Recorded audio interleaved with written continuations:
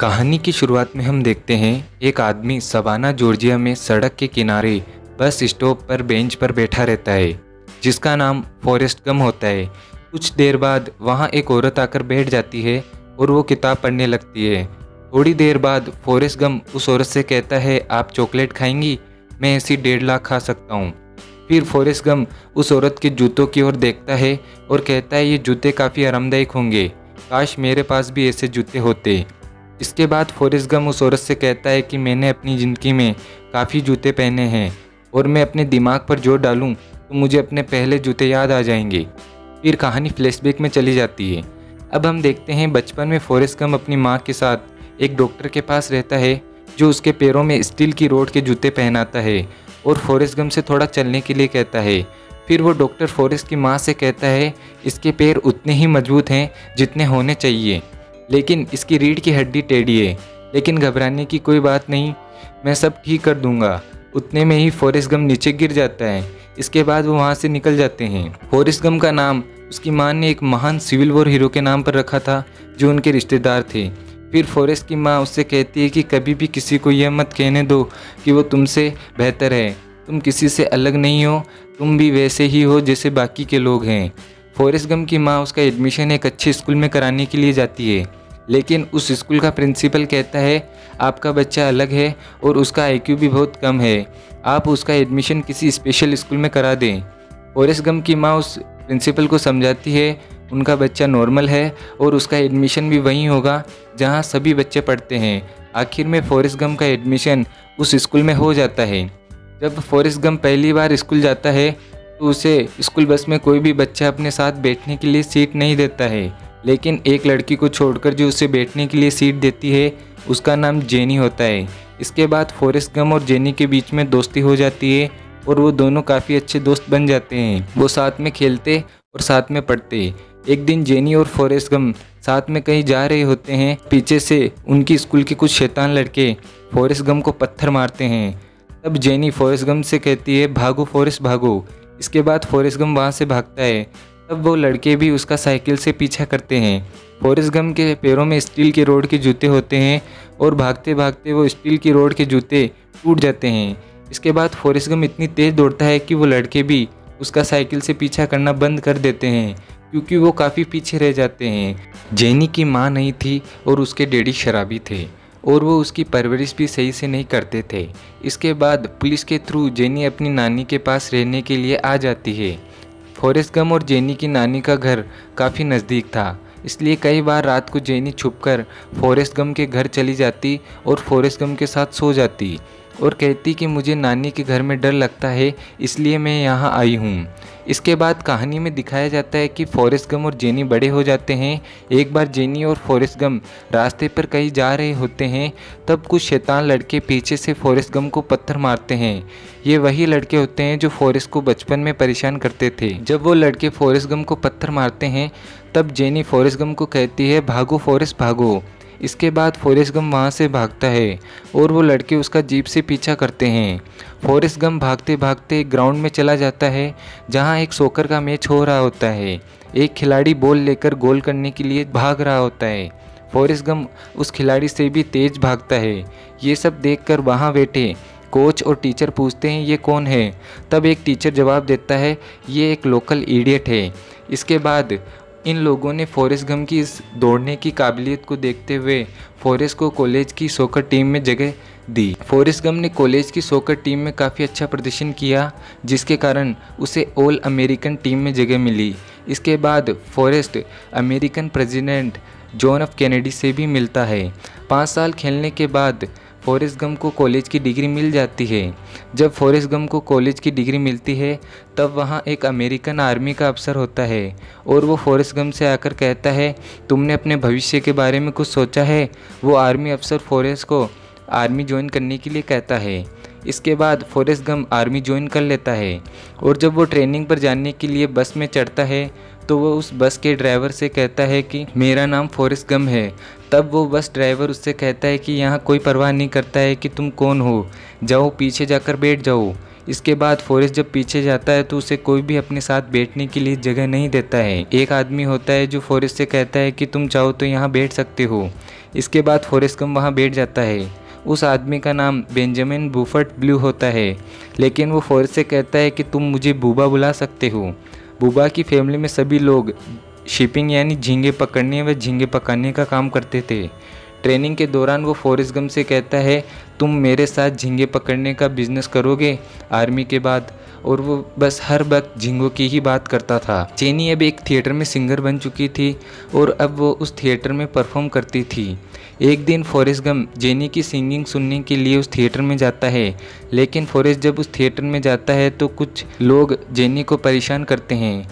फिर Forrest Gump उन लोगों को जेनी से दूर करता है। इसके बाद फॉरेस्ट और जेनी उस थिएटर से बाहर निकल जाते हैं और जेनी फॉरेस्ट से कहती है तुम्हें यह नहीं करना चाहिए था, मैं यहाँ जॉब करती हूँ।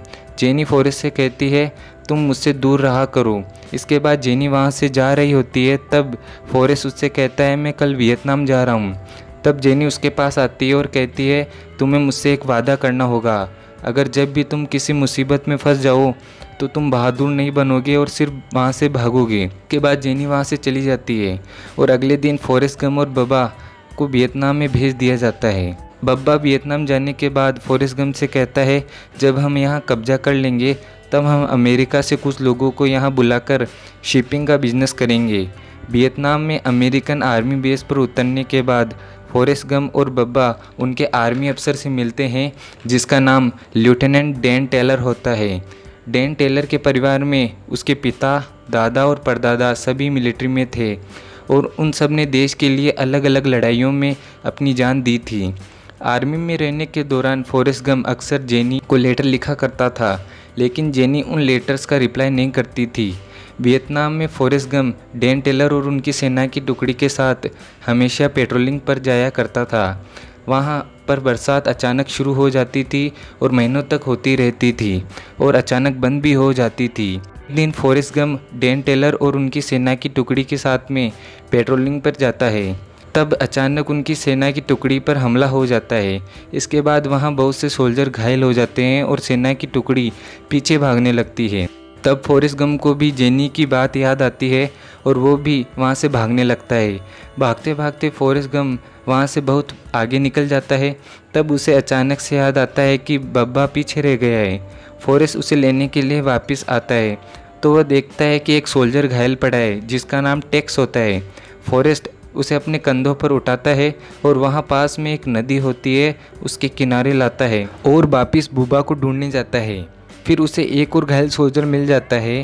फॉरेस्ट उसे भी कंधों पर उठाकर नदी के किनारे लाता है और फिर बूबा को ढूंढने के लिए जाता है, लेकिन फिर उसे एक और घायल सोल्जर मिलता है। वो उसे भी उठाकर नदी के किनारे लाता है और फिर बूबा को ढूंढने के लिए जाता है। इस बार उसे उनका आर्मी अफसर डैन टेलर मिलता है जो काफ़ी घायल होता है और वो फॉरेस्ट के साथ जाने के लिए मना करता है, लेकिन फॉरेस्ट उसे भी अपने कंधों पर उठाकर नदी के किनारे लाता है और फिर बूबा को ढूंढने के लिए जा रहा होता है।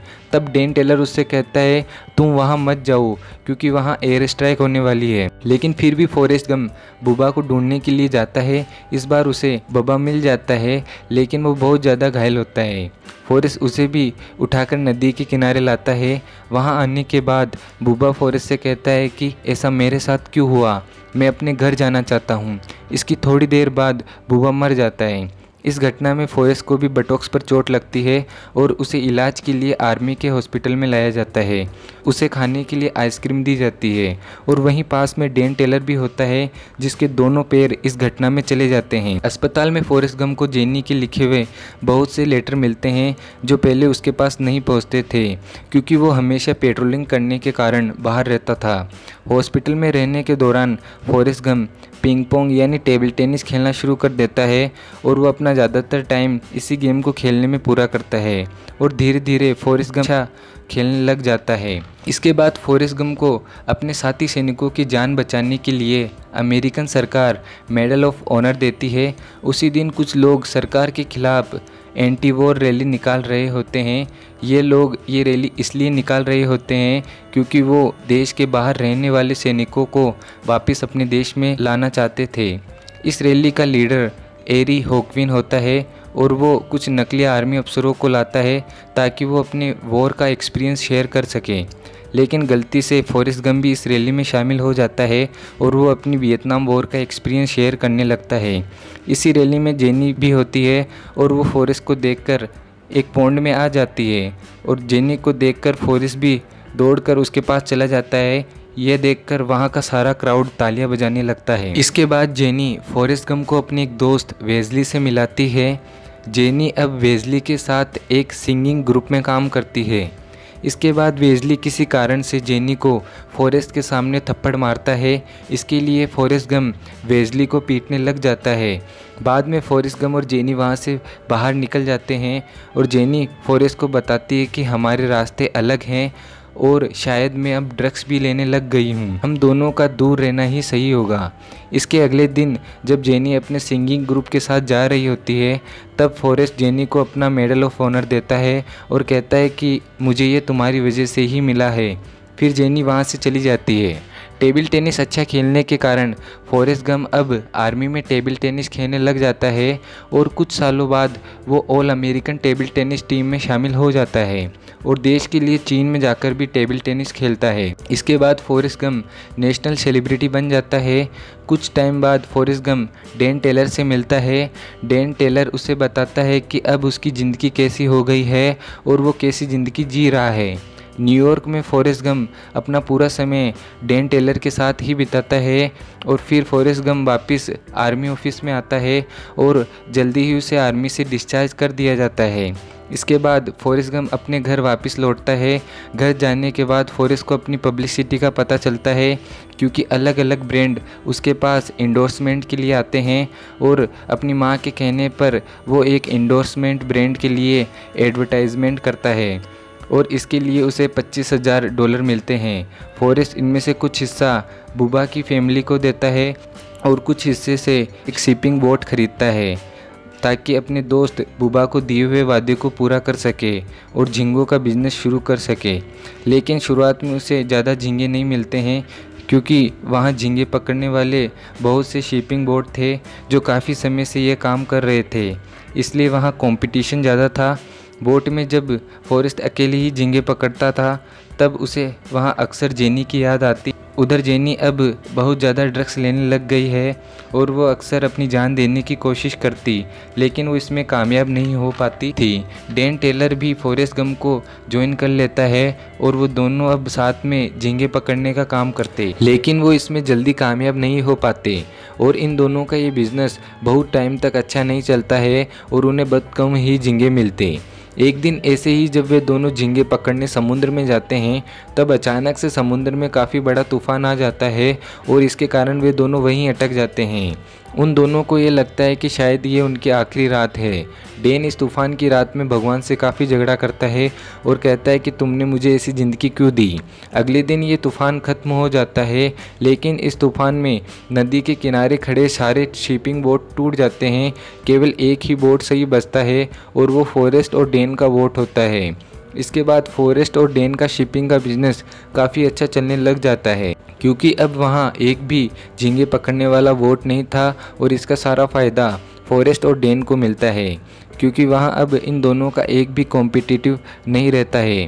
फॉरेस्ट ने इस बिज़नेस में इतने पैसे कमाए कि अब उसने 12 शिपिंग बोट और एक बड़ा गोदाम खरीद लिया और बाबा गम नाम की एक कंपनी भी शुरू कर दी। फॉरेस्ट और डैन का बिज़नेस काफ़ी अच्छा चल रहा होता है और उन्होंने बोट को भी काफ़ी अच्छे तरीके से तैयार किया रहता है।